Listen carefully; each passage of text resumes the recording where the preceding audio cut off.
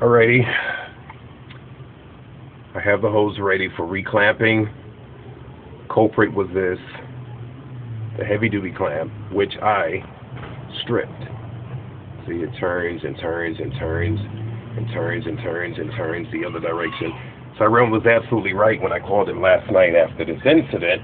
He said there's no way, he never ever flares his line, hard line ends prior to putting a hose onto it.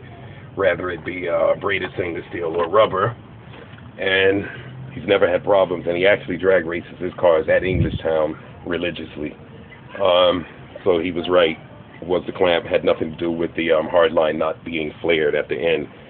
As a matter of fact, Tyrone was the one that cut the line. As a matter of fact, I made a mistake and stated when I cut it, but Tyrone took over and said, no, let me cut it. So he said that's why he didn't flare it, because it wasn't necessary. Alrighty, so far so good. I think I lost about a gallon of freaking fuel from his house to here at the rate of what's appearing on the filter. But anyway, I'm excited. I'm gonna, oh, and this is the end. Like when I said yesterday, in yesterday's video in reference to the starter being grounded out onto the exhaust, this portion of the positive wire was rubbing onto, it's like this attachment here, there's like this fitting. This was actually grounding out on the other end of the positive cable to the header. And I gotta paint those, but see, problems, I need to take care of the problems first. And you notice my exhaust leak?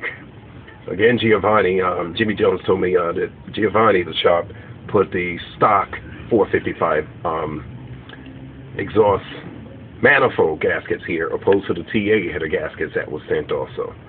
But anyway, so far so good. And Tyrone told me yesterday, he said, damn, man, that's not bad. Pontiac, why I got to speak like Tyrone, right?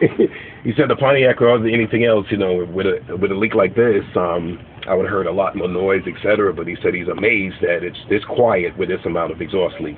I said, Tyrone, hell, this is a Buick, man. What do you want? So far so good. I'm going to clean up these wires. It's a lot I got to do out here. But first things first, fuel, so I can stay focused, and that's about it thus far. And I'm going to make sure these lines, I'm going to recheck this wiring to make sure all of this is intact and okay. So I'm going to be out here for a little bit and change a lot of these covering. And this, especially where the MSD wiring runs, and this has been destroyed when the antifreeze blew out, and I was running into the overheating problems a few months ago. So I'm going to take care of this today as well. That's about it. I mean, thank God, you know, there's nothing really seriously wrong here. I really appreciate it. Let's see, I gotta thank God. And of course, VABuick.com. So anyway, this is another no-no for my OCD. There's pieces of relay switches broken off down there. And Tyrone's wiring my stuff, which is great, which is fine, but I'm gonna take care of that. But anyway, so far so good. Oh, and I'm also, in closing, Tyrone's going to get me a much thicker, like the gauge of this negative wire, much thicker for the positive. He said he's going to make one up at the police department. Mike, Big Mike, with the Malibu, the white Malibu over at Tyrone's Pontiac Alley, he was the one that pointed this out. He said this is a big no-no right here. But anyway, that's about it. Everything else looks good, works good, and I'm not going to get in first gear and beat the hell out the car until I make sure everything else is safe and correct.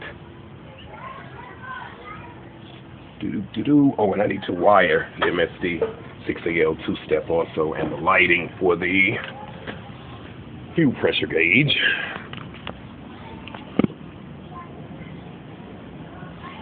All right. Oh, and that shifter. It looks great.